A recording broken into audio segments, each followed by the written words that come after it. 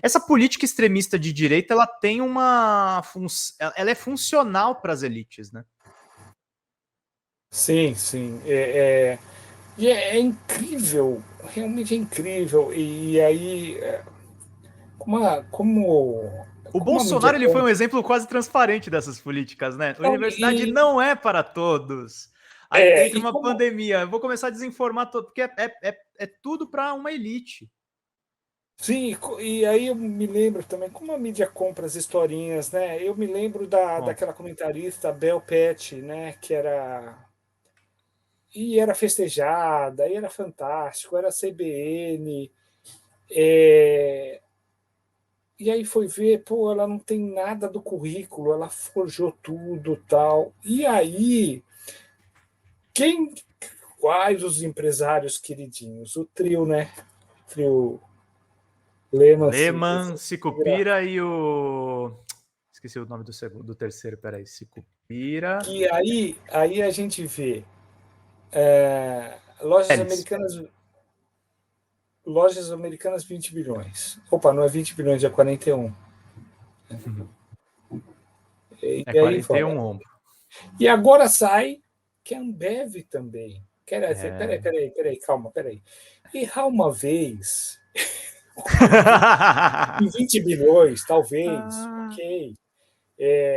Ok. Agora, 20 bilhões virar 41 E ou duas 40, empresas. ou 43, depende de onde você lê. Né? Agora, na Ambev também, peraí, é método ou é erro? Uhum. É muito. No cassino, é, eu acho. Bom, eu vou só querer mudar a regra mundial, mas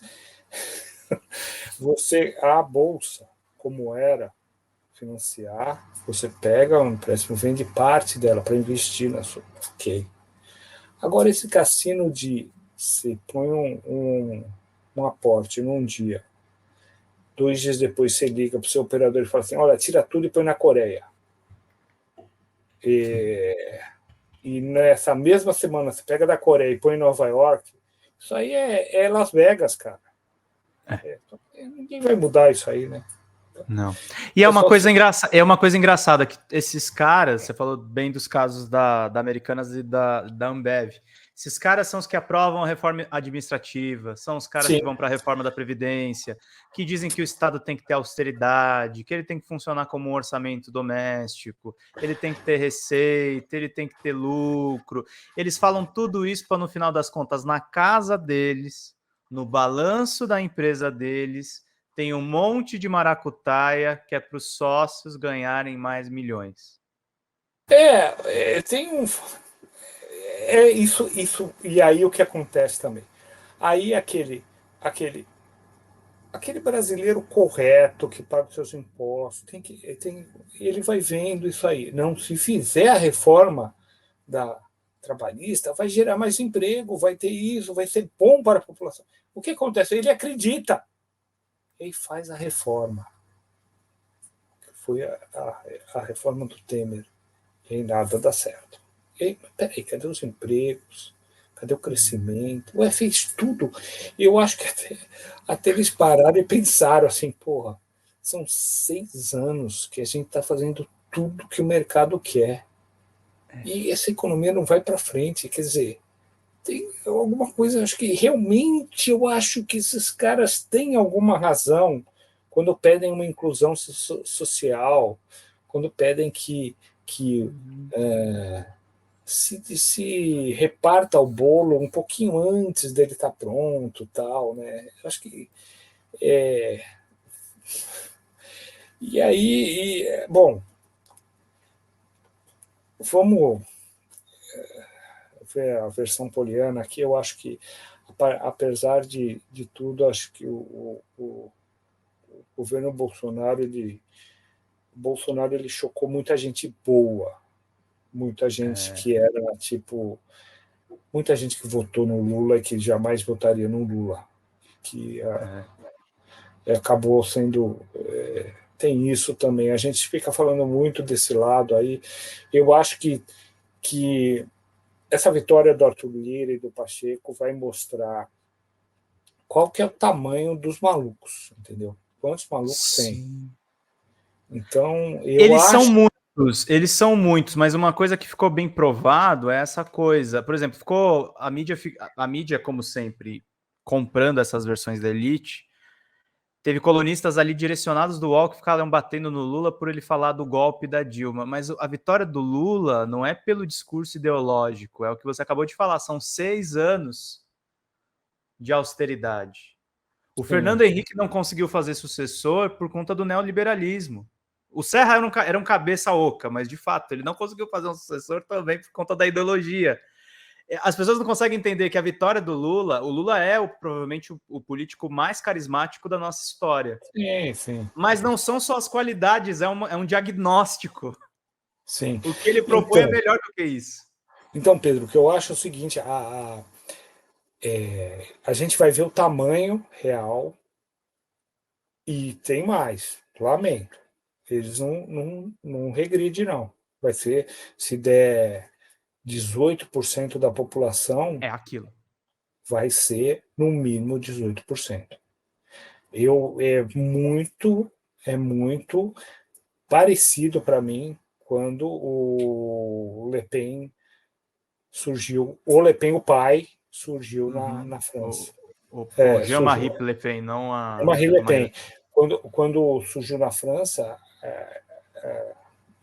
pior que a gente não, eu, muito tonto, a gente custa acreditar. Não, na França, o berço dos direitos humanos. Imagina, francês, índice de leitura altíssimo, tá? Não vai ter. E agora a Marine Le Pen está lá quase, né, nas cabeças, né? Então é perigoso, perigoso porque em todos os países tem em Portugal tem o Chega também e a Alemanha também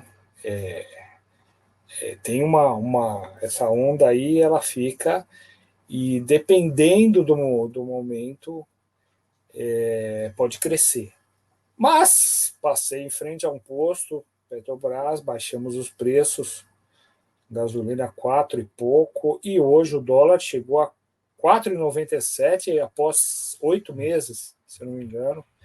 Então, eu não sei quando fechou, mas que foi. Fechou em 5,04, mas tá caindo, de fato. Então eu acho que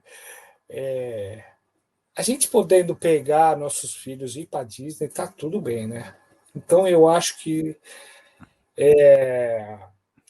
eu não critico, não. O que Tebet e Haddad juntos, para mim, deixa os dois lá para sempre. Para ir Deixa mantendo lá, o governo porque, nos trilhos. porque é o seguinte, no fundo, o que acaba importando, o velho Carlos tinha razão, né? Porque no fundo, o que importa é o dinheirinho aí no final do mês, tal, ou o Sim, dinheirão, ou os bilhões da bolsa também. exatamente. Muito obrigado pela sua presença, Wagner William. Deixa eu só ler aqui um superchat do Ricardo Alves, que é um companheirão. Desde 2021, a ex-juíza Stein diz que é genocídio. Ex-juíza de Haia, Sim. a brasileira Silvia Stein, sobre a questão indígena versus Bolsonaro. Queria agradecer muito a sua presença. Se quiser comentar esse superchat aqui? Não, eu acho que tem, como eu acho que dá para a questão da pandemia é muito difícil, mas a questão do indígena há elementos, sim, e é só pegar o próprio discurso e as próprias atitudes, e atitudes oficiais, leis e decretos também, que eu acho que dá para, e é um caminho muito bom para ser explorado. Pedro, rapidamente, você me fala quando eu tiver que cortar, é o seguinte, eu queria falar da Glória Maria, porque eu acho que é Opa, claro, meio... não, vamos falar, sim, que é queria, muito eu queria falar importante. só o seguinte, olha, eu acho que tudo que você falou dela é pouco ainda, porque está se fazendo muito carnaval, a idade, isso, aquilo, como era bonita, como ria durante...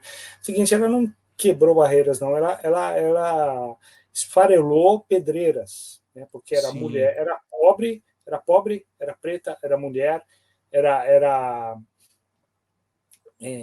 foi mãe adotiva. E, por favor, quem está ouvindo aí, depois dá uma olhada assim, põe assim, Paulo de Fronten, Glória Maria. Foi a primeira vez que a TV brasileira deu um chapéu na ditadura. E quem E foi através da Globo. personificou a personagem, Glória Maria. É uma coisa que eu sempre coloco, Wagner.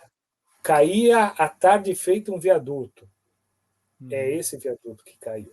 Então, as obras Imagina que uma obra feita por um prefeito que era indicado pela ditadura, não tinha, não teve surto de meningite no Brasil na mesma época, não teve, foi lindo. A ditadura militar foi lindo. Tá? Diga, Pedro, se te cortei. Não, você não me cortou, não. Você falou uma coisa muito linda, lembrando da própria história. Uma coisa que eu lembro para as pessoas sempre eu trabalhei na Globo 2 anos e meio e eu sou um crítico da emissora, sobretudo da origem dela na ditadura. Mas uma coisa que as pessoas precisam entender é que a crítica política não é ódio. E outra, a Globo é um dos maiores grupos de comunicação do mundo. É evidente que tem excelentes profissionais lá e a Glória Maria foi uma dessas pessoas. As coisas são mais complexas do que as pessoas imaginam, não é os bons caras e os maus caras. Vamos falar da BBC, pô. O BBC é uma excelente emissora, não cobre o caso do Julian Assange. É isso. O BBC faz muito pelo mundo, mas é o seguinte, tem cadáveres escondidos no tapete? Tem. Mas também tem, entendeu? Então, tem evitar essa... E também aquelas emissoras que são só críticas, também, gente, assim, é fácil você ser crítico quando você é pequeno, quando você é grande, aí você vai tomar pau, porque você começa a ganhar repercussão política, você começa a ter a influência, você tem os seus próprios lobbies, aí a coisa se reverte contra você, é a história das comunicações. Eu não tenho crítica pessoal a nenhum profissional da Globo, eu acho que ela é uma estrutura de comunicação que impede o Brasil de avançar, esse é o problema. Também não. Crítica pessoal, talvez. Não tenho. Mas não sei. Eu acho que agora vai ter uma mudança. Porque é o seguinte, aquele cafezinho numa cobertura de eleição, aquele cafezinho com outro. Eu entendi o que você quis dizer. Não, eu tenho crítica pessoal, eu tenho crítica política a alguns profissionais, sim. Eu estou dizendo que dos profissionais que eu conheço, eu não tenho nenhum deles, assim, eu tenho em maus lençóis, só isso. Mas vai lá. Há um constrangimento, entendeu? Então chega uma hora que fica difícil segurar isso aí, a pessoa pede um pouquinho. Numa redação de jornalismo, pois você sabe muito bem disso, numa redação de jornalismo. Não, o juiz está sendo honesto. Não vamos dar essa notícia aqui que a fonte não está segura. Como é que ele conseguiu isso ilegalmente, essa informação? Hackeou alguma coisa, entendeu? Então, agora, a grande decepção agora é a Folha, né? A Folha voltou a fazer algumas coisas que... Pior que eu vi esse movimento, viu, Wagner? Eu vi pelo UOL. É meio decepcionante, até meio inacreditável, porque gosta de apanhar, né? Então... Gosta. Gosta mesmo, é uma coisa inacreditável.